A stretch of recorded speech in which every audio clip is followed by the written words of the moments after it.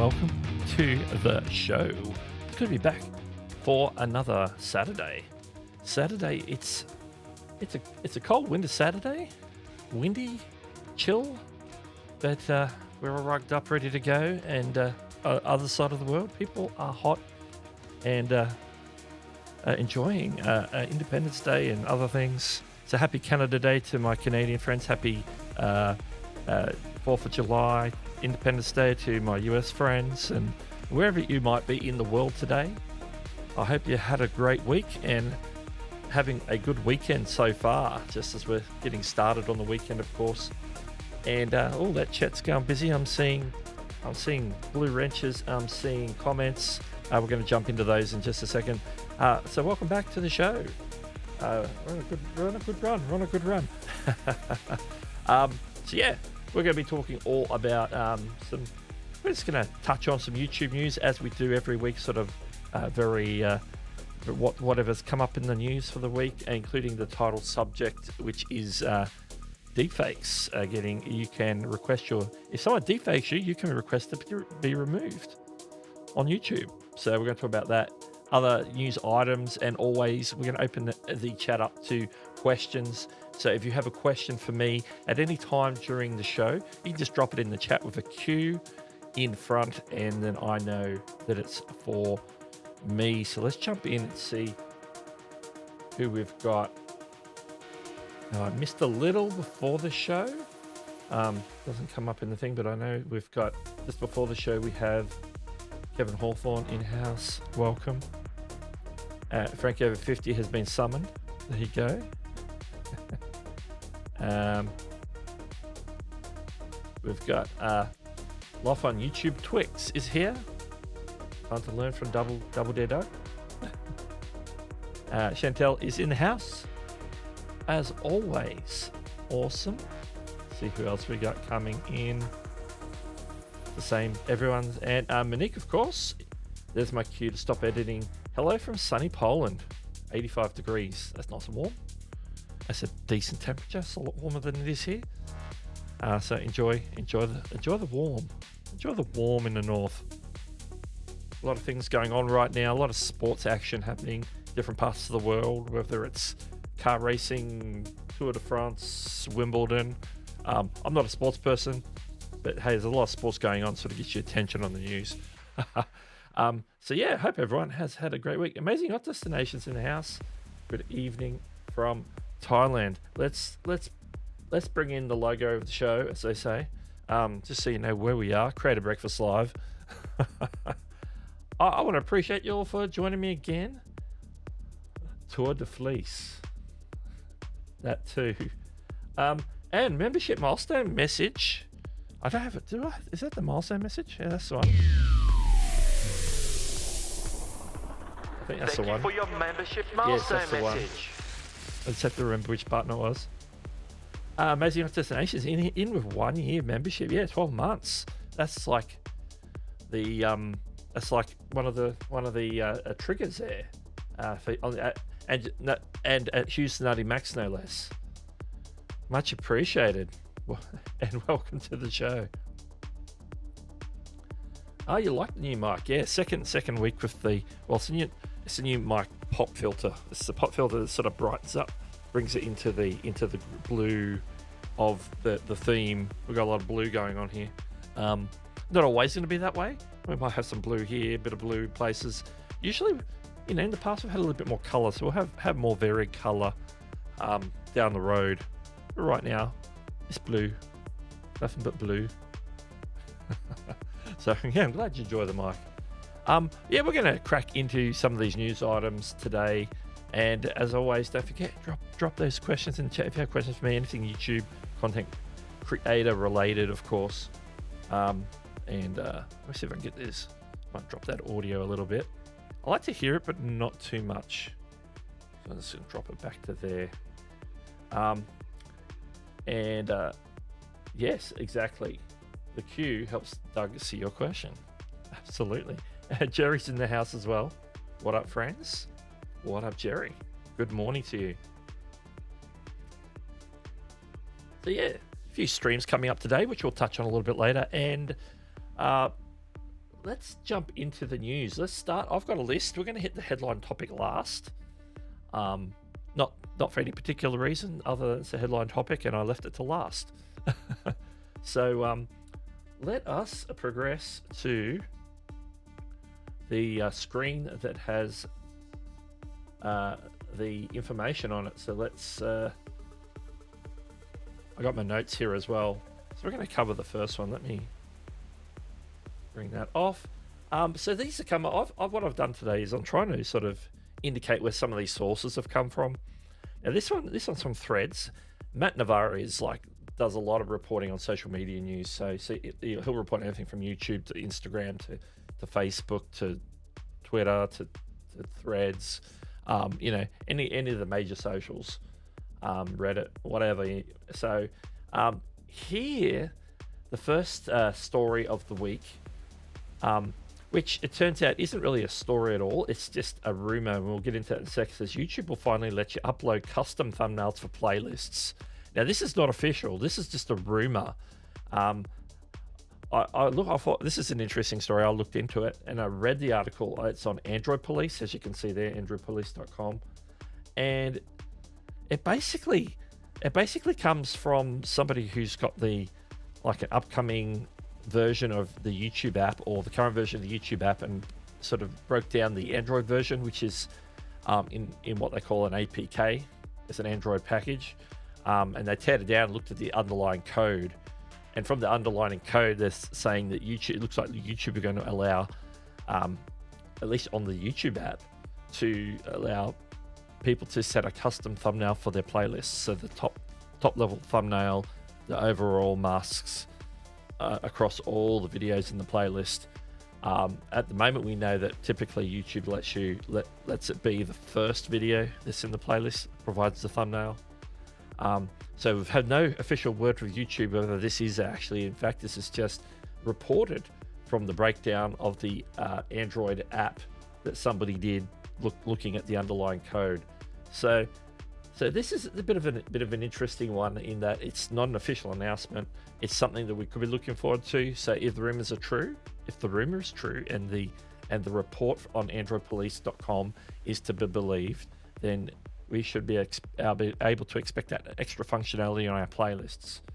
And I know creators who've actually specifically asked for that feature in sense of, how do I do this? And the answer was, no, you cannot do that because it's not something that YouTube allows you to do. But maybe it's coming soon. We shall see. Okay, let's jump to the next one. Okay, the next couple of stories come from this week's Creator Insider. Now, this is one is a little bit odd, and I've just basically grabbed a screenshot from the Creator Insider video just as a graphic. They were announcing that policy training is now available for a particular type of violation, and they called it third-party violations. And I'm like, I've never heard of a third-party violation. And I looked at the screenshot and saw what page it had come from, and I actually looked it up. And it's actually to do with the, the spam, deceptive practices, and scams policy. So it's one of the sub points within that. And I thought, well, that's interesting. Why have they just releasing a policy training on that specific thing? And maybe they do it on each specific thing within the scams, deceptive practices, and scams policy. And it says this. I'm going to go to the next page. I've put the text up. Now, the top section text where it says new is actually the text that we're interested in. This is what the current text is. Third-party content. Live streams that include unauthorized third-party content that are not corrected after repeated warnings of possible abuse. Channel owners should actively monitor their live streams and correct any potential issues in a timely manner. Now, I read that and I'm like, I don't know what the heck that means. I have no clue what that means, what that relates to. I actually tweeted at Team YouTube today, or somebody on YouTube today, and said, what does this actually mean? I have no clue what it means. Actually, no, I did not tweet. I should tweet. I did not tweet. I dropped it as a comment on this video, the Creator Insider video from this week. So I thought this is a bit odd. So I don't know what it is. Now, in an effort to figure out what this is, I actually came across where I had a earlier version of this same page from 2020. And they called it something different back then. They called it live stream abuse. And we noticed that in the original one, it does mention live streams briefly. This is what the old version of it says, live stream abuse. Live streams intended to stream content that belongs to somebody else and are not corrected following repeated warnings of possible abuse. This makes it a little bit clearer as to what it is, and I'll explain in a minute. Live streams should be actively monitored by the channel owner, and any potential image issues should be corrected in a timely manner. So this is actually addressing two things. One, where somebody might get a hold of your channel, aka hackers, and start streaming like spammy content, like your old Elon Musk NFT scams and whatnot. So it could mean that. It also means it could possibly apply also if you are pirating somebody else's stream, like I say a NASA space launch or somebody's Taylor Swift's concert, and live stream it, like bootleg it off some other feed and then restream it on your channel, which would obviously be some copyright issues there, but they're just saying this is plain a community guideline violation. So I think that's what they're talking about here. This is not super clear in the new wording. The older wording was slightly clearer, still vague. So I hope YouTube actually clarifies that a little bit more, because to any other person who would read this, it just doesn't make sense. And, I have to use some of my experience to interpret and read between the lines of the old version of what it says. The newer version, it's rare that YouTube makes things vaguer, but in this case, they're making it vaguer with the new version than the old version. So this is really weird. It's really weird. The fact that the way it was mentioned in the Creator Insider video, I'm sure most people, it just went over their heads. It went over my head at the time. I didn't know what it was. So it's interesting. So we shall see if we can get some clarification on that one. But the fact that they included it in the Creator Insider video, I thought was really strange. So let's go to the next one, also from Creator Insider this week, which I think we mentioned last week, but they actually put it in this week's Creator Insider, and that is handles are now available in 75 languages. And this is a screenshot again showing, I think that's one as Hindi or something similar. And so you can now use those special characters that are assigned to specific languages, whether it be like Chinese, Korean, Japanese, Hindi, Russian, Cyrillic, or all the other types of non alphanumeric. I don't know what the official word is. Like ABCs, like we're using English and French and German and so forth.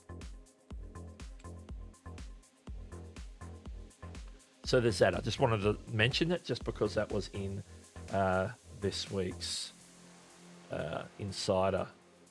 So while we're here, let's just see what we've got in the chat. We got Anfield Road, Loud in the Loft. Welcome to the stream.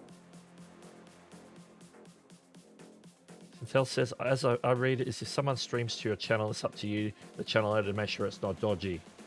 Yeah, that'd be an applicable thing too. I'd agree with that one. That's actually a good one. So it's like, be careful who you invite to stream to your channel. If you say you're like a business channel, say let's use StreamYard as an example. StreamYard has a lot of hosts, people that have their own channel streaming to the StreamYard channel. Case in point, yesterday's stream with Nick Nimmin to the StreamYard channel. So StreamYard is responsible for anything that Nick says on their channel, and just to make sure that third-party content is up to speed. But he's at least making that as a first-party type content for StreamYard. Like if he was if it was like re-showing somebody else's content, that would be definitely problematic right away. Yes, exactly that. Ollie Smith is in the house. Welcome to the stream. We've also got SMA Sky here as well.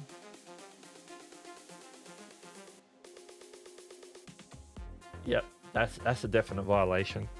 Not only is it a copyright issue, but it's a community guidelines issue. There we go.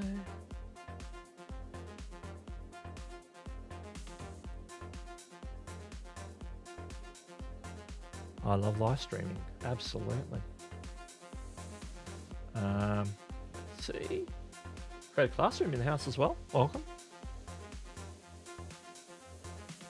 Okay. Let's move on to the next. The third one from Creator Insider. Just moving these screens are sort of all over the shop. The next one that they mentioned is actually, I need to scroll through my notes. Okay, did the handles recap. This is YouTube have added a shopping cart to YouTube Studio. So on your main dashboard, I don't have an example, but in the screenshot here, it looks something like this. Like I saw this turn up on my dashboard a couple of weeks ago because I do have I've got like my shopping channel, my merch, and so on the merch ones, it just shows like number of clicks because it clicks through and you do the sale on Spreadshop or whatever. If you have the affiliate program, it's actually going to show you like sales and stuff, products, and how much sales you made right there on the card. And so you'll get a summary just like what you see here. There's a couple of different versions of what it looks like. So that's just a new card on the main dashboard on YouTube Studio and desktop. So that's something to be looking out for if you either have merch or the YouTube affiliate program, any of that stuff. You'll see different versions, but there will be a definite shopping tab there to sort of give you like a summary recap last 28 days, as is most things on the dashboard. Jerry says, I've been tinkering with Fourth Wall lately for merch designs. They have some cool offerings. Yeah, Fourth Wall's just come on recently as being one of the ones you can integrate with YouTube. So now we have Fourth Wall, Shopify, Spreadshop, and Spring. So they're like the four that you can currently do. And I reckon they'll be onboarding more. Like that's with the deep integration, the ones that show up on your merch shelf. There's other things that you can bring in, other things that they're testing out. And we've got the affiliate program as well.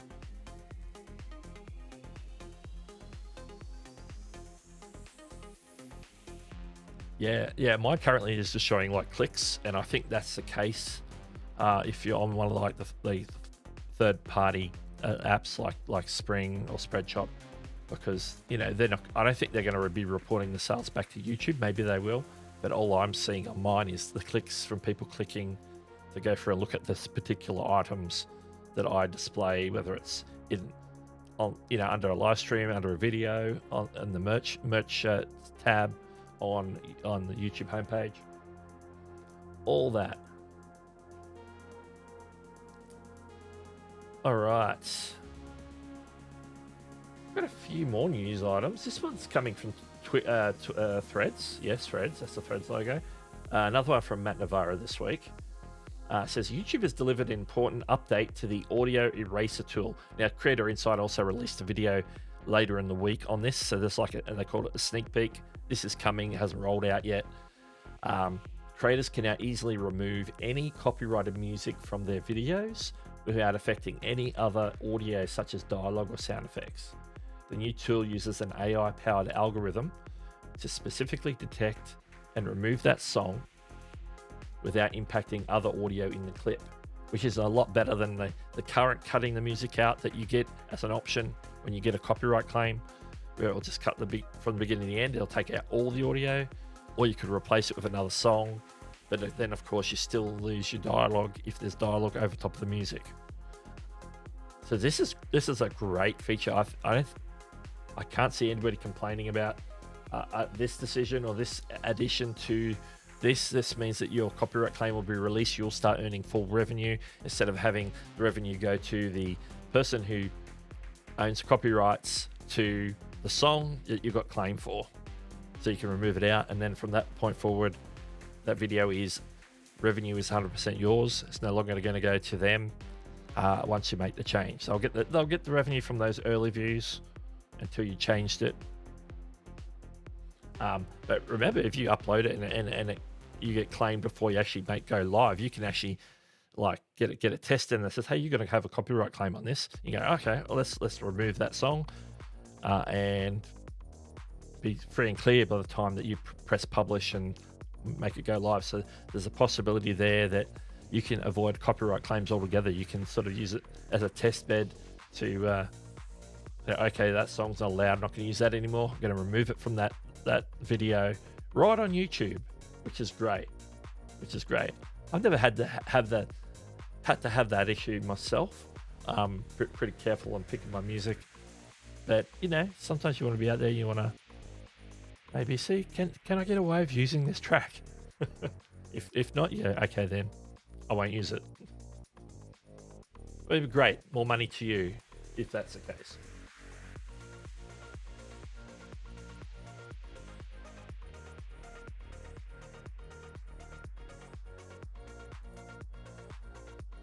Ah, yes. Yeah, well, that's the case. Okay, well, that's the case as well then for it's also showing you clicks if you haven't got sales yet. That's pretty cool. They're sort of showing that people are actually clicking at a certain level. Gives you an idea. You can sort of keep a track. Maybe you need to talk about it more in video or whatever to get more attention to those things. That's pretty cool. I've used that feature before, but it didn't work on every song. It left the other video a little odd sounding, but better than not getting revenue. Yeah, it's been a bit clumsy. So this apparently should be better than what we've had before.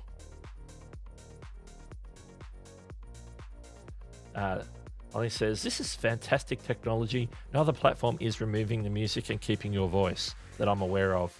Yeah, so this is a pretty cool feature, and all thanks to a little bit of AI intelligence that's going on there, which we've been seeing coming through, particularly in the audio side of things for the last few years. Now that the video side's starting to explode with AI tools as well. But the audio tools, we've had some of these audio tools can do like nifty little things and making things sound better and different things. But this is a really good use for AI.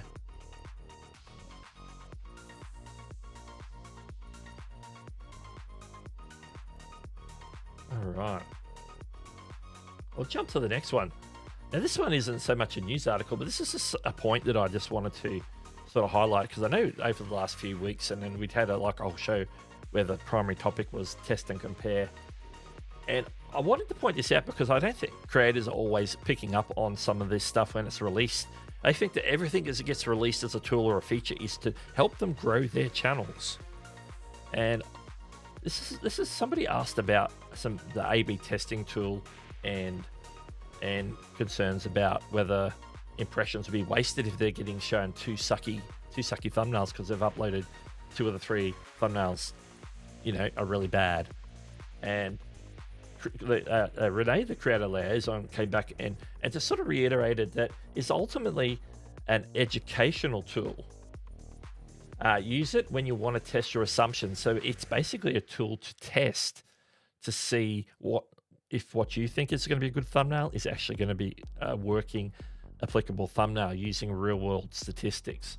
And so that to me sounds right away, because I know a lot of people come into this and they think test and compare, it's a new feature of YouTube, we must use it. Every new feature that YouTube provides must be to help us grow our channels. But the answer is no, it's not. Sometimes tools are to help you do other things, and this is one of them. It's like the research tool. In the long run, it could, as a byproduct, it's helping you maybe grow your channel because you're making better videos, because you're researching them better. With test and compare, this is like a research tool for thumbnails, figuring out what works better with your audience. And so you're testing it. It's not like you must run 3 thumbnails on every video and then we'll test it for a period of time, then we'll put the best one on there, and then your video will perform better forever and ever. That's not what they're saying. They're saying, here's a tool that can help you figure out what a better thumbnail could be for you. So just keep that in mind when you're using test and compare, or when you're thinking about using test and compare, that you don't need to use it on every video. And we'll probably know from some tests in the next month or 2 of people getting their hands on it, whether test and compare is even valid for maybe smaller channels that don't have a lot of volume or impressions or views. Maybe it's there to help channels that are able to generate enough data to give you a meaningful result.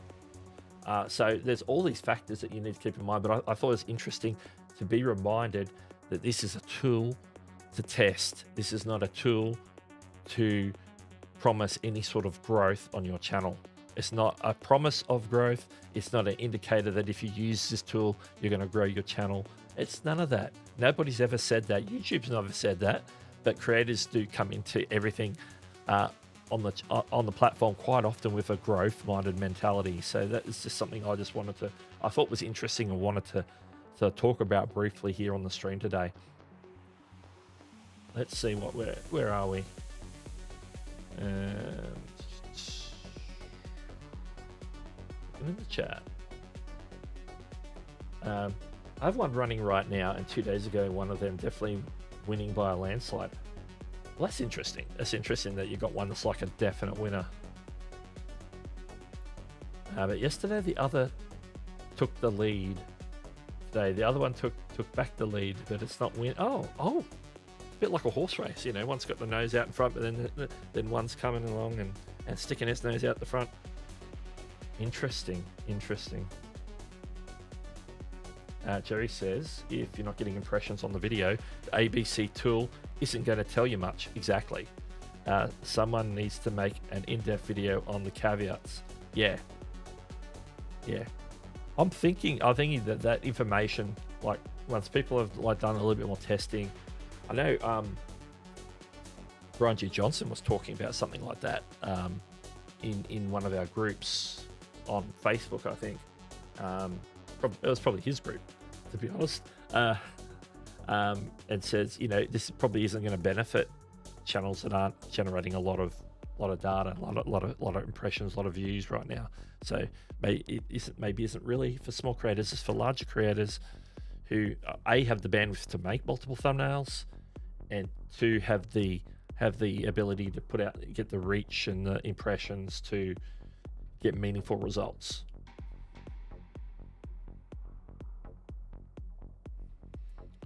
Ooh, that was probably what was going off on my phone. Let me have a look. Let's have a look at that.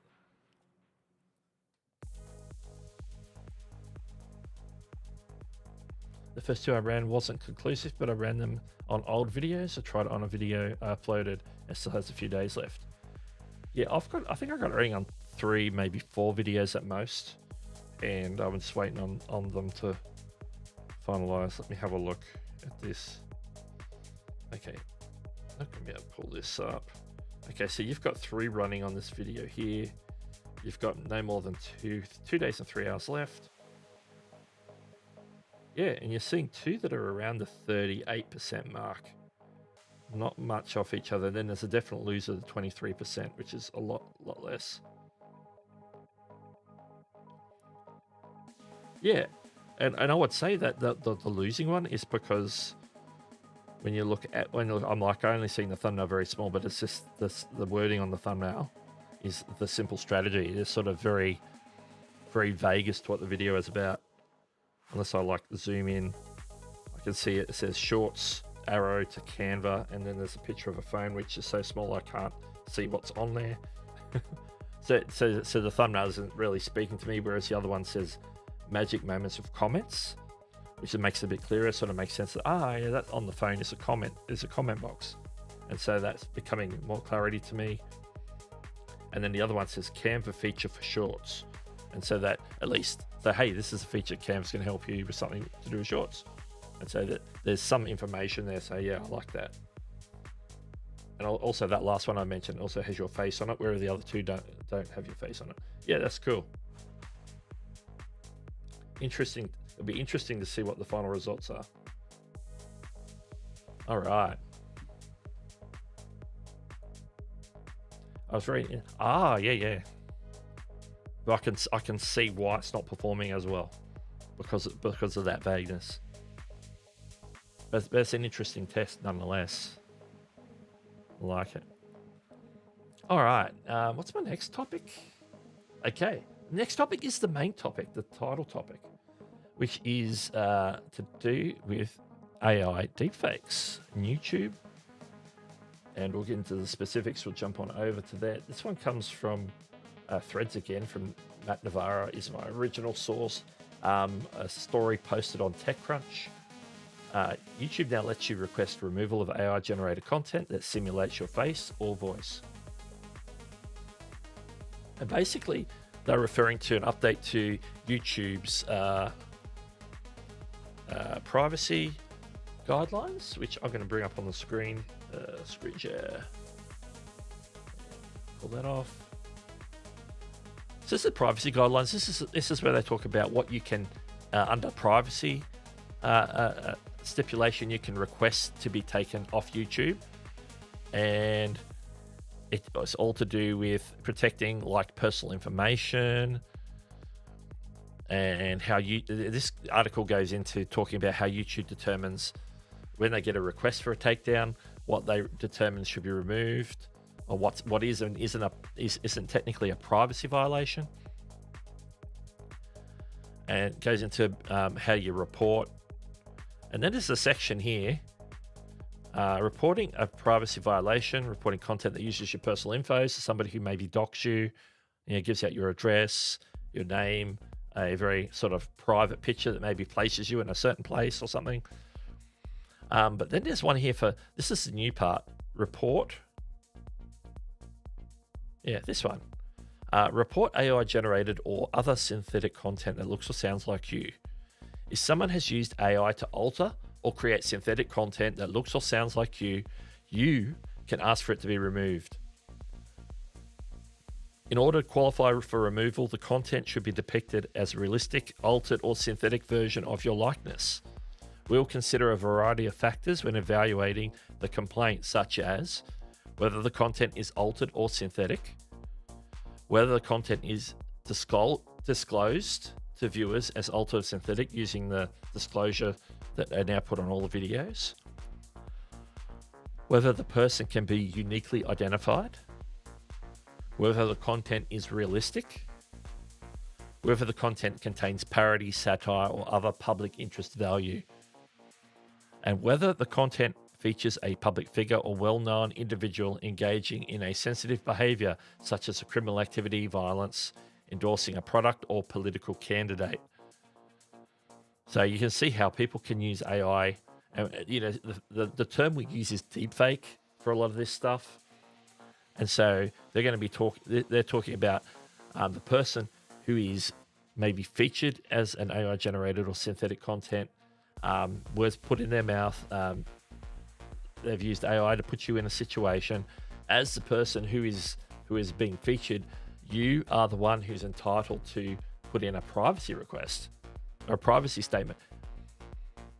Now the typical thing when it comes to privacy complaints generally on YouTube is what they actually do is once it's reported, they will go to the creator of that video and ask them if they feel that it is a privacy violation. They'll ask them to remove the portion of content from their video. If it's like only a portion of the video, they'll say, can you cut that part out or blur that or whatever they deem is appropriate. And if they do so, then they can keep their video up. If they don't, YouTube will take the entire video down. And once they do that, I believe they're issued with a community guideline strike. So right now, the people who maybe do this, whether it's somebody who might accidentally feature you in a video where you don't want to be featured because they filmed you in a private place, where there was no expectation of where there was an expectation of privacy. Obviously, if you're in public, in some parts of the world, there's no expectation of privacy in public. So if you're just walking down the street or something, then that's not really a privacy complaint. But if they're saying bad things about you in the sense of something, or doxing you, giving out personal information, then if you're that person, you can ask for that to be taken down. And what they will do is ask the channel to remove that part from the video, blur the information, etc., to make it compliant, so it's no longer a privacy violation. Now, the creator has two options. They can either make the adjustment that YouTube asked for or not. And if they don't, YouTube will take it down as mentioned. So So, and one of the needs is that needs to be a first party claim. So the claim has to come from the person who actually is the one featured in the video. Or some legal representative, guardian, etc. So it's a child, has the parent or guardian, and so forth. So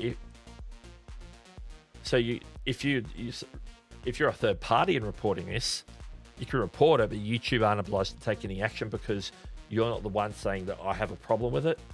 Person who's featured may be like in on it or something and say, this is fine. I don't have a problem with him featuring me. It was all organized in advance. It's all cool. So if third party people report it, then that may not be the case. But if first, it has to be that's why it has to be a first party claim. The person who is featured needs to be the one requesting that it be removed from YouTube.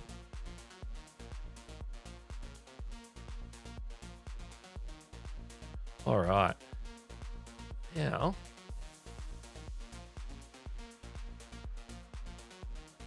sure. I don't know what's happened, but this chat has not moved since I started talking about the privacy thing. So that's the deepfake removal is the latest thing that's out there. Let's get back to one of these. Yeah, back to the full screen. So I hope everyone is out there. Maybe everyone's tuned out. Let's make it move. It's very intense. So yeah, I don't know if anybody has had to deal with like the deepfake stuff or even just general like doxing or personal private information or your likeness being used where you don't want it to be used. If you've had to do that, I've seen it happen a couple of times, and YouTube generally are really good at saying, hey, once you remove that content, we've got a privacy request on that. And obviously you might feel, as a creator, if you have done one of those things, and you might feel strongly that I'm entitled to have this stuff up here for whatever reason. It could, YouTube will take your video down, and then you'll have to take legal action if that's the case. So sometimes it's better just to cut your losses, remove that part of the video, blur it out, whatever it is, and just move on.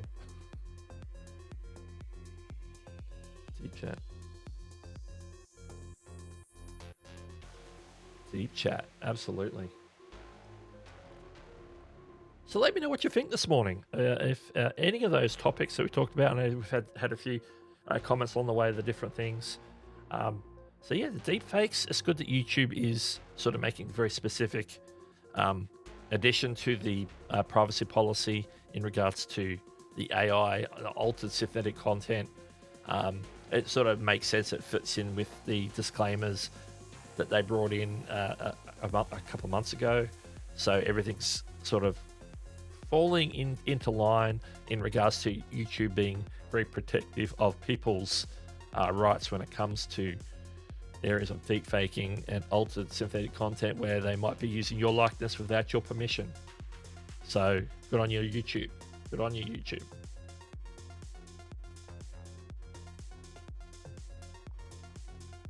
Home Rapid Repair in-house and says, one time in YouTube Studio, I was notified a video of mine was published on another's channel.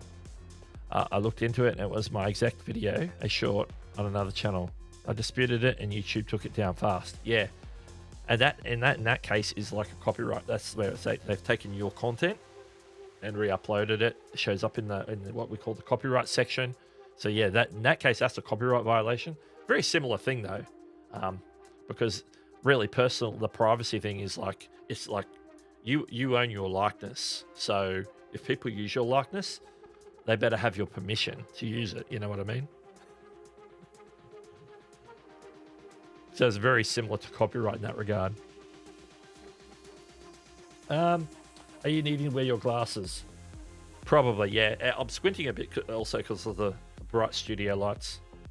I've got a couple over here with softboxes. I've got one here with barn doors. That's very bright. So that doesn't help. So yeah, I tend to. And then I'm reading on the screen. So yeah, my glasses are upstairs. I don't have my glasses with me. I try to make do without them, and I'm using my 27-inch screens. I feel that it should be big enough. I should be able to see what I'm doing. So it's all good. It's all good. So yeah, if you've got any questions for me about that or any of those topics or anything else that might come to mind, drop it in the chat with a Q. I forgot that it was called chat for a second. All right. I think we're gonna reset. Let's look at what's coming up later today.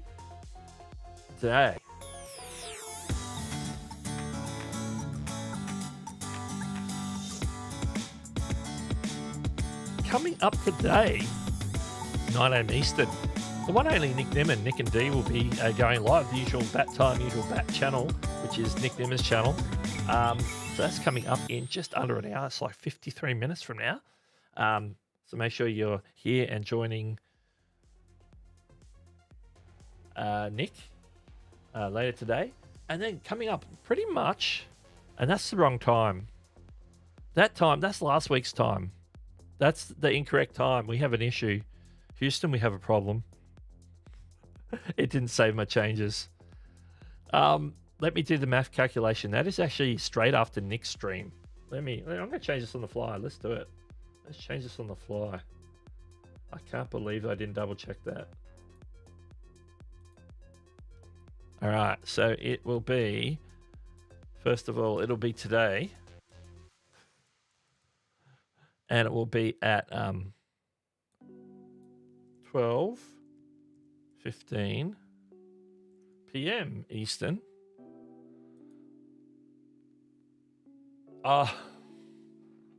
Tie day. Okay. Okay. If that's how we're going to do it. I got to fix that.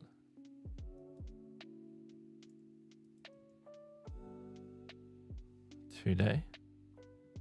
Oh, and the P is capitalized. What am I doing? Somebody tell me what I'm doing here. There it is. All fixed. Just to let you know what's happening. Andrew Can is going live at 12:15 p.m. Eastern. So that's probably only like 15, 20 minutes after Nick's done and dusted, depending on what time Nick finishes. Nick and D.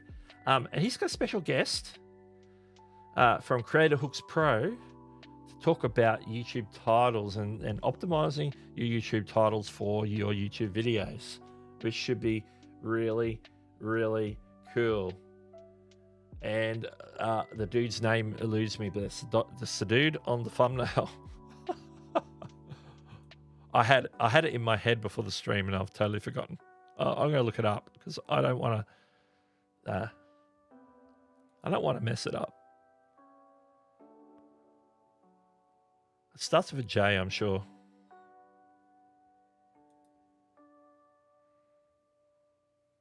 Yeah, Jake Thomas. It's Jake Thomas. There's so many people with J's doing the YouTube thing. Jake Thomas is joining Andrew Can on his show today, straight after Nick's show. So make sure that you check that out. And don't forget, as always, Sunday night, Chantel is doing her live stream. She nearly always does her live stream at that time. I expect she's probably doing it. She does each and every 7 p.m. Eastern every Sunday. And don't forget to join me again here right this time next week as well for that. So that's always good. All right, the chat's been moving since I started doing that. So let's jump in. And, okay, this is where I'm up to. I'm about here. Food Fun Diaries in the house. Welcome to the stream.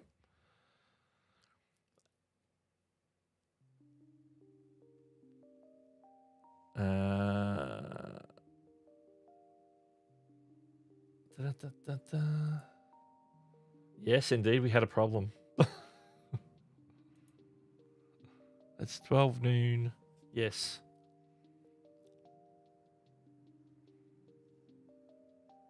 Where are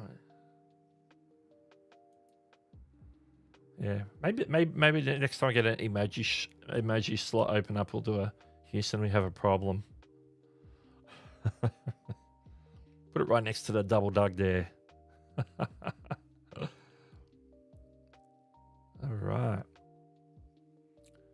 Jake Thomas indeed. Oh, I'm a bit slow off the mark today.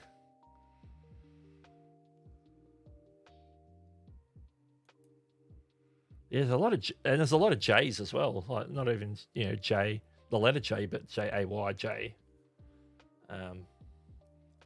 There's a few J's kicking around in the YouTube help space as well.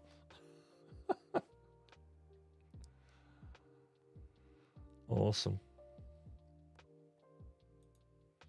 Question: do you think the amount of YouTube changes are normal, or does it seem like to be increasing? There's always like real small things that people don't always talk about. I think there's been a couple of big ticket ones recently, like the test and compare and different things. And especially if I think things get in the news when there's controversial, like Nick's video last week about the about some of the YouTube changes, where he's talking about the YouTube layout for it as one example, which I did comment on his video that I have never seen that in the wild. I've never come across, opened up a browser window and had that actual. I've still got the classic one. I've still got the regular one coming up. But I know that YouTube's been testing it with a lot of people. It's out there as I think the default setup for people on premium right now. So premium are getting some guinea pigging happening there. I think when things like that pop up, then it gets a lot more attention in the community. Especially in like Reddit spaces and Facebook groups and different things where people come together to discuss all things YouTube. And so sometimes the complaints are loud and so they get attention. That's happening. But yeah, as a general thing, there's a lot of small things always rolling out, and I'm always checking like Creator Insider each week to see if there's. And some of their shows have been pretty short lately, so there hasn't been a lot of stuff.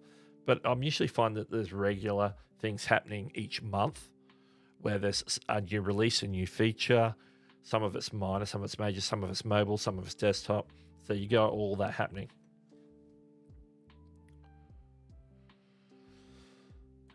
Doug, derailed only in Nick's stream. That's right. I only get derailed if D's here. That's right. All the derailing happens over there. Very good, very good. Yeah, let me know if you've got any questions. I'm just gonna bring in the chill music just for a moment.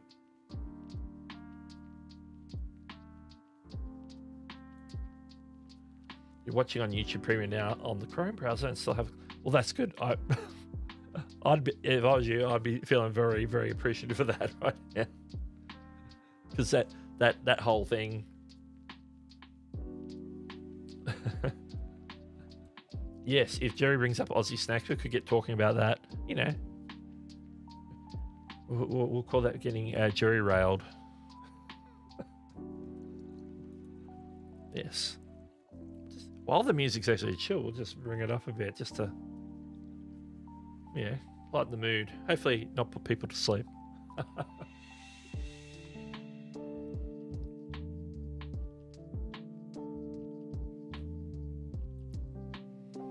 Yeah, I don't read up on all the details when these premium experiments roll out, and they like to test stuff with premium. It's a really odd choice to use premium members who, are paying to not have ads, to getting like a better experience, offline downloads and different things that the premium get. And they use them as guinea pigs for experimental features. It's a little strange to me.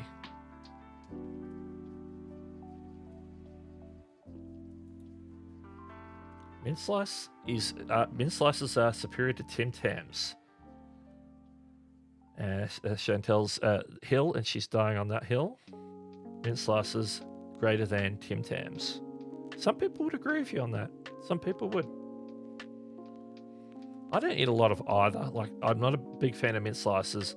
I eat Tim Tams very sparingly. I'd have to be really in the mood to eat a chocolate biscuit these days. Although I did have a packet of wagon wheels the other week in my fridge, and they're chocolate covered biscuits with marshmallow and jam. You know, in moderation, they're quite nice.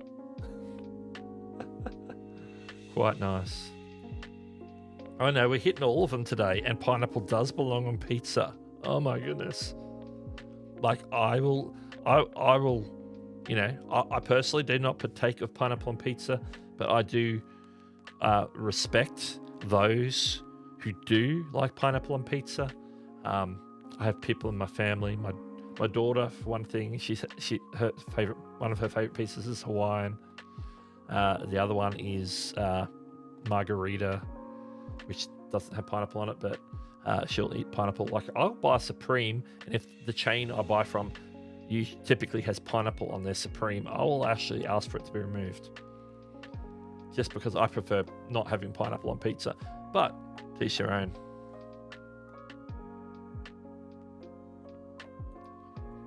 Wagon wheel is special, indeed.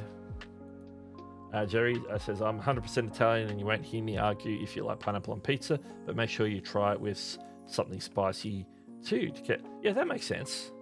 That makes sense. Like, I'm not opposed to spicy. When I was younger, I wasn't really a spicy fan, but you know, I don't mind a bit of spice now. You know, I like my favorite Indian is a mild Indian curry, but I still like, back in the day, when I was a kid, I didn't like anything spicy. But I do like my butter chicken now, and some other, you know, I like making curried sausages and things that have a little bit of curry or something in them.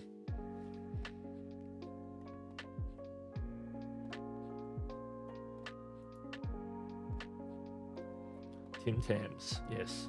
I brought far too many Tim Tams to the US last year, because I was also, you know, coming to VidSummit, and it was a work trip as well, so it was like a hybrid.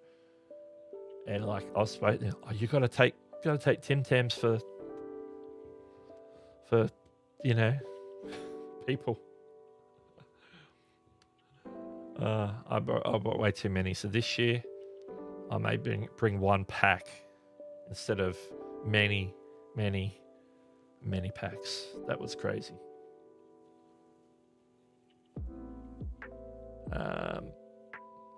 I've lost my place. I haven't. We're talking about pineapple texture on pizza. I do not approve. Indeed.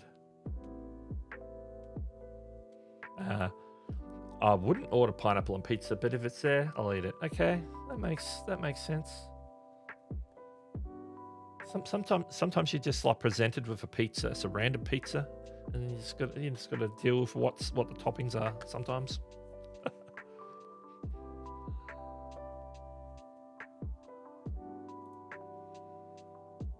Raw green peppers are more offensive to me than pineapple. Oh, the green peppers. Is that like the what you guys call bell peppers?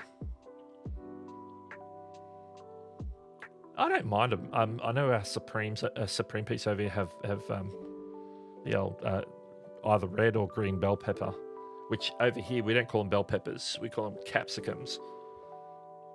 And you know, they're fine. I don't mind them. My daughter dislikes them just as much as she dislikes onion. I like them both. Homekeeping channel in the house. We need to steer away from the food discussion, get back on track, hey? What else we got? Jaffa cake or a cake? Jaffa cake, a cake, or a biscuit? I'm not even sure what a Jaffa cake is. I've heard of it, but I don't know if I can picture it in my mind.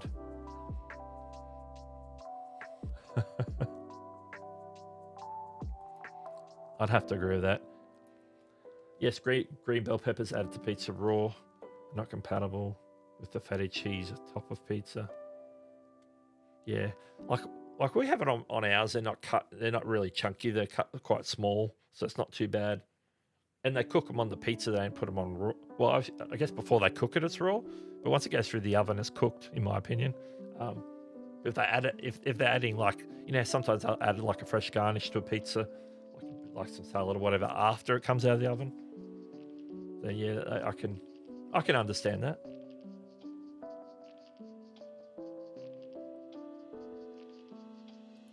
I avoid peppers, tomatoes, onions, etc. Nightshades. There you go. Food Fun Diary, spice is life. Absolutely. Absolutely.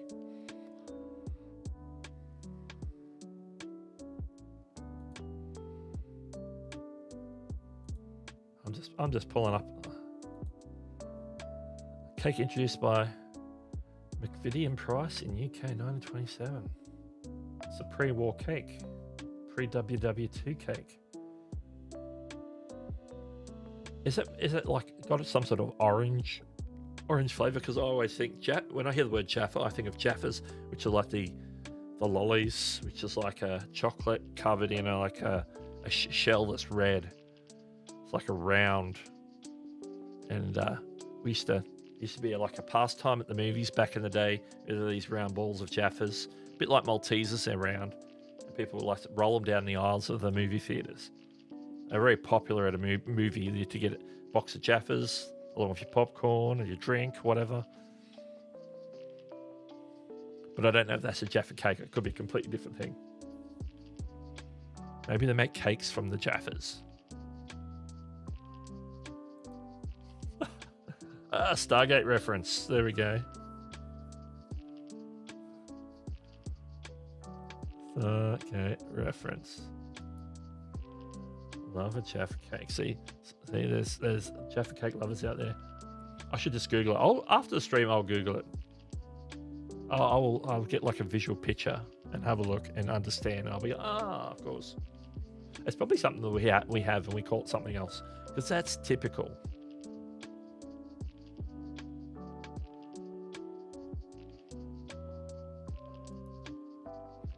Chantel, my new job, I have a regular meeting at 7 a.m. Saturday, which classes with the can-do calls.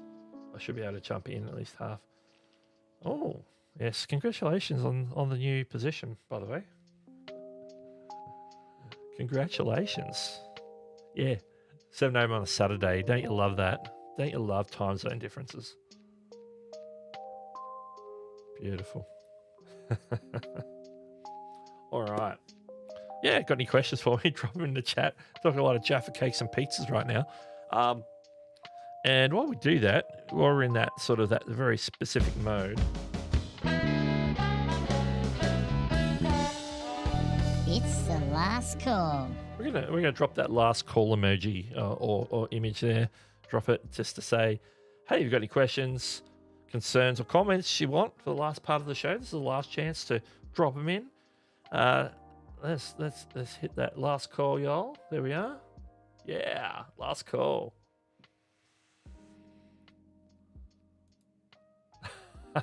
Yeah.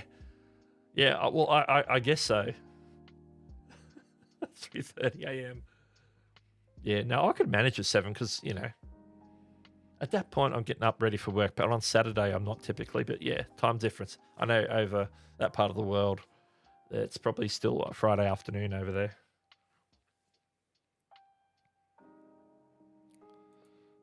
Bingo. The traditional Jaffa cake is something of a British icon known as biscuits in Britain and called cookies in the States. These treats have a layer of sponge topped with orange, jelly, and chocolate. So there is an orange element to it. Love it. Sponge and jelly. That sort of gets into like trifle range, doesn't it? Sponge, jelly, add some cream or some custard, and you've got yourself a trifle. I'm trifle hungry right now. Trifle hungry. All right. It was such a strange show today. Such a strange show. Thanks, Jerry. Oh, it's all good. It's all good. Yeah, so let's recap. Recap what's coming up at 9 a.m. Eastern. We've got Nick Nimmin, D, of course, Nimmin Live. So that's in like about 35 minutes from now. And once they're done and dusted, for their three-hour show, shortly after that, Andrew Can will have a guest on his stream, Jake Thomas, talking all about choosing perfect titles for your videos. So very practical, very intentional, informational stream. So if you need help with writing titles for your YouTube videos, then that's probably a good stream to catch. So that's on Andrew Can's channel. That's Kan. If he can, you can too. So make sure you go on that. And I would certainly expect that Nick's probably going to have a redirect from his show straight over to Andrew's show. So should be awesome. Should be awesome. So keep in mind that's what's coming up later today. Do you want to talk about Foster's now? Yeah. We don't. Is Foster's a thing anymore? It probably is still over in some countries, but Foster's doesn't exist in Australia anymore. It's long gone. They're bought out by other companies, and it's gone. They used to make. Like Victorian bitter. I wonder if they still make that. That's a very Victorian beer. Every state has their own beer. Like New South Wales has their Tuies. Queensland has their 4X. I think South Australia have their own. Every state has their own beer. Beer is very boutique. I don't think there's like one like beer that sort of is a national beer. Certainly not a Foster's. Let's see.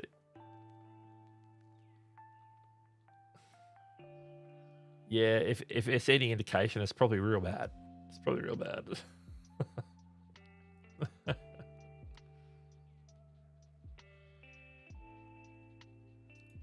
Are there any special stream?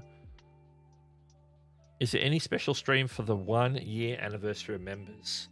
Oh yeah, because we've probably got a few people ticking over the 1 year, haven't we? So yeah, that's interesting. Good question. Good question. Let me think about what we can do about that.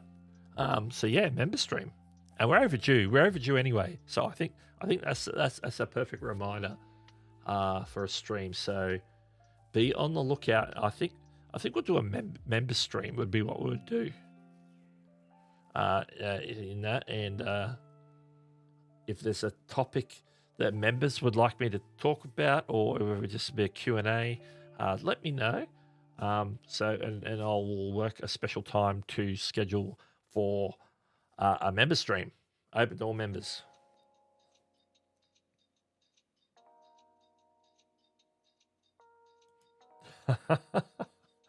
That's pretty much. That's a very typical Australian response.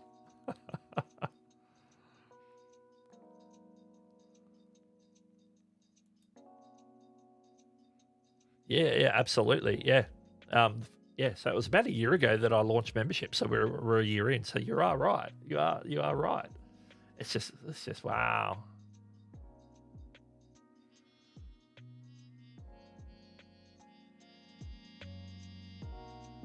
Oh yeah, make sure to hit that thumbs up. Absolutely. Here's a question. Is it Creator Mix? Yes, the music is Creator Mix. Right now we've got the track. It's coming off some of the. They're playing some of the chill. I think that's off the album called Mellow. Yeah, that's a track called Cinnamon, off the album Mellow. MELLOW. Well, it's got like a pink sloth or something on it. So yeah. Some of the we're in the chill section of Creator Mix at the moment.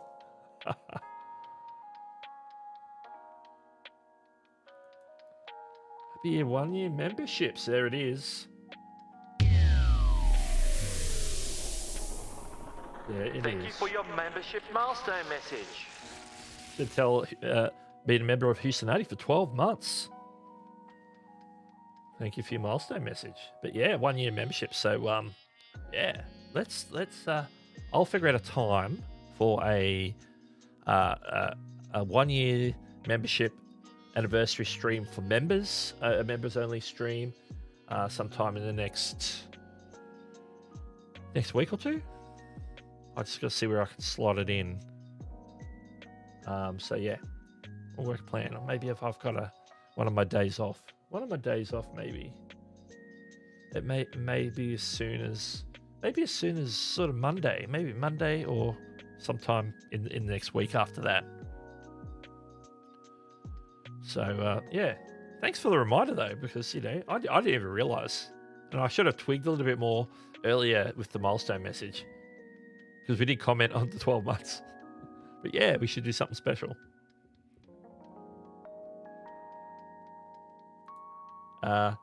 Creator Mix is good stuff. I should add some more to my streams. Yeah, super handy. Super handy. I like just to stream it from Spotify for the streams, just on like a random rotation. Chef Fat Grams, welcome to the stream. Good morning, everyone. Is that anyone else experiencing issues with uploading content?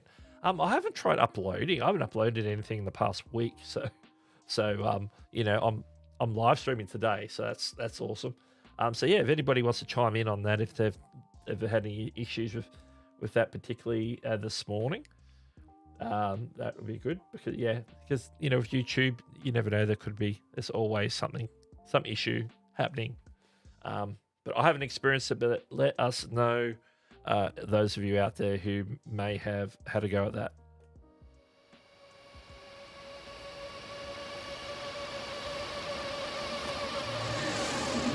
Thank you for the super sticker. And we've got a $5 super sticker from Home Rapid Repair. And look at that peach dance. I don't even know what the caption for that is, but that peach is dancing, I reckon, or doing exercises, doing something. And that's the power of Social Stream Ninja being able to actually just display that. It's like good stuff. I think somebody just speaking of Social Stream Ninja for a second, I did get some requests, I think after last week's show or in some comments, if I could do like a tutorial on it. So that'll go in my live stream bucket. That's a live stream bucket question. So I've put that on my list, and I might have to get a fraction more proficient in it, but I could probably do one that hits the basics. Yeah, absolutely. Lately, when I try to upload, the message initially says it will take 4 hours, and it quickly changes to 10 minutes and back to hours. Oh, yeah, it's a bit of a fluctuation, isn't it? Usually it's like, if it sort of gains some speed, you'll just see it drop a little bit. Usually doesn't fluctuate. I wonder if that's either speaking to YouTube servers having issues, or like the internet connection being intermittent, being fast and slow. Because as the speed changes, the upload estimate time would change. So yeah, that's a little odd. Now, if the upload completes eventually, then that's okay. That could just be an internet issue, or the servers are hammered, one of the two. So yeah.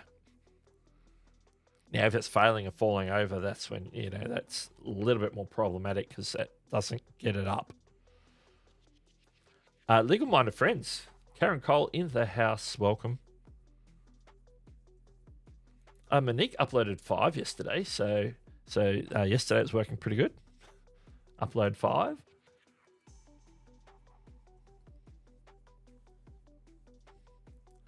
And the weather we're having now, we've got very windy, so it's very dry air, even though there is a little bit of moisture, squally sort of rain, but the wind is just pushing it. So the air is inherently dry, so I'm getting a dry mouth talking today. All right. It's the last call now, so it's the last chance. Drop your questions, comments in the chat before we wrap things up. Get ready for Nick Nemman and D Nemman coming to you all live on Nick's channel in about 25 minutes from now. But we've got a couple more minutes up our sleeves to answer a question or talk about something you want to talk about. So yeah, hit me.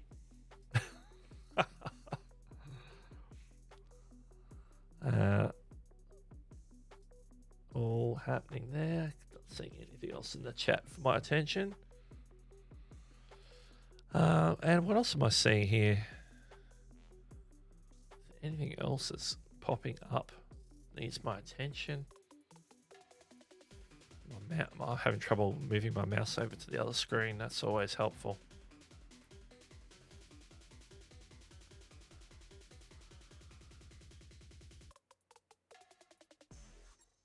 Beautiful.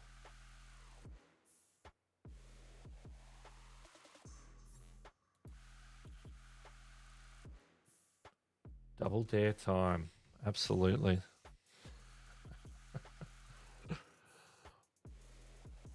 Haven't seen too many the channel emojis today. Seen a couple.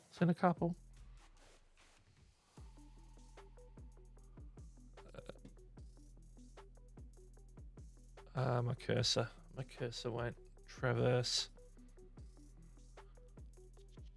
That tends to happen. All right. Just because I just want to see what it looks like coming up on the screen. There we go. Bring up my own comment. There's the old double Doug dare. Just wanted to support that comment with the actual emoji.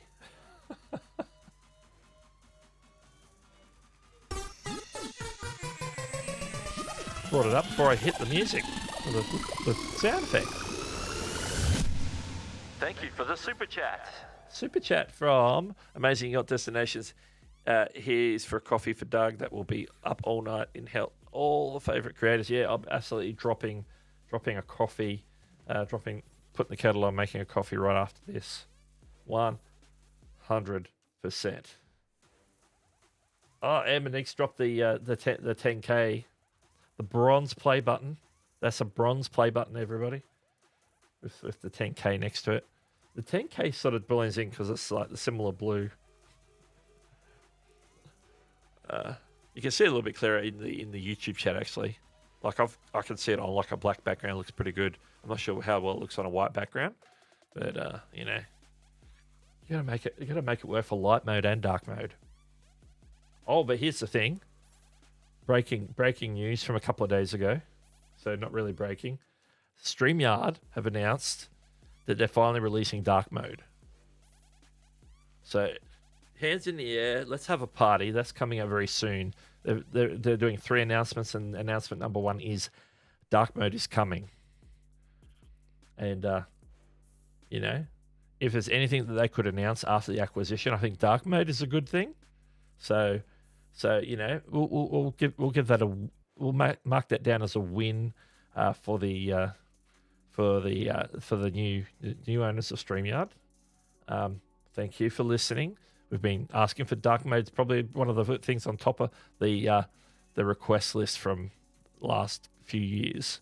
So big up to StreamYard for announcing officially dark mode. It's about time.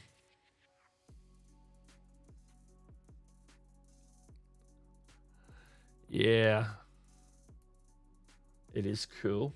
Was it goal? Is that cool? That's goal. So I have to squint to look at that one. Dark mode should be the only mode. I tend to agree.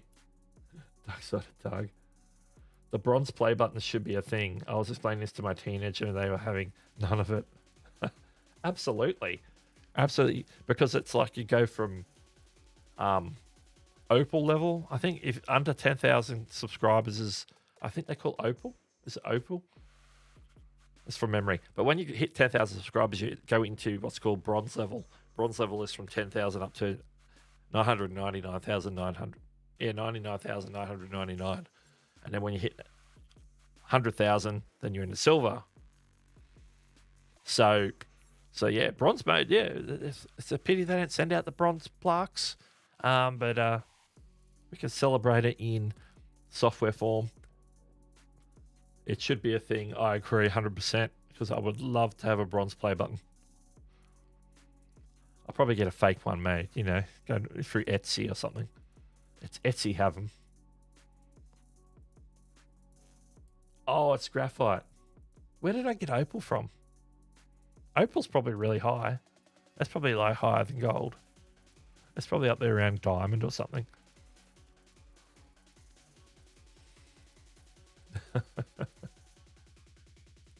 But I like to be corrected. I don't want to be given out wrong. Yes, graphite.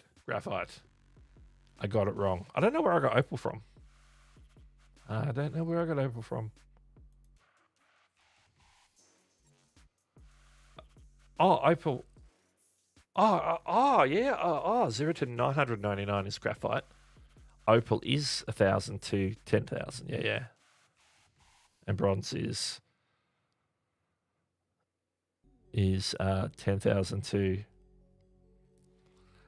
99,999. Someone should 3D me. Yeah, big trade on Etsy. If you go on Etsy, do like YouTube play buttons. There's all sorts of weird, wonderful, 3D printed, handcrafted, made of wood, made of ply, made of plastic, made of resin, made of all sorts of stuff. So yeah, it's a thing. You can buy your own. So if you don't have like that, if you're not hitting one of the YouTube levels, 100,000 or more, million, and so forth, then you can buy yourself one of the sub-level ones, like a bronze, or just award yourself a 50k one, or a 5k one, or a 1,000 subscriber one. Just buy one for yourself at Etsy and put it on your set. Why not? So yeah. Well, I want to appreciate everyone. That music has gotten really laid back. Oh no, it was just very soft. I want to thank everyone for joining me today. I'm going to remove the last call. I'm going to remove Buy Me Coffee. And I want to thank everyone for joining me. We'll be here again next week with hitting some of the YouTube news stories of the week and answering your YouTube questions, whatever happens. Hopefully not too much food talk, but we don't mind talking food because everybody loves food. And so, yeah, stay tuned for Nick and Dee coming up. If you stay in the chat, you'll redirect to their pre-show chat and maybe even get a mug song or something like that, whatever Nick's got going on today. So this is Doug. I'll catch you later.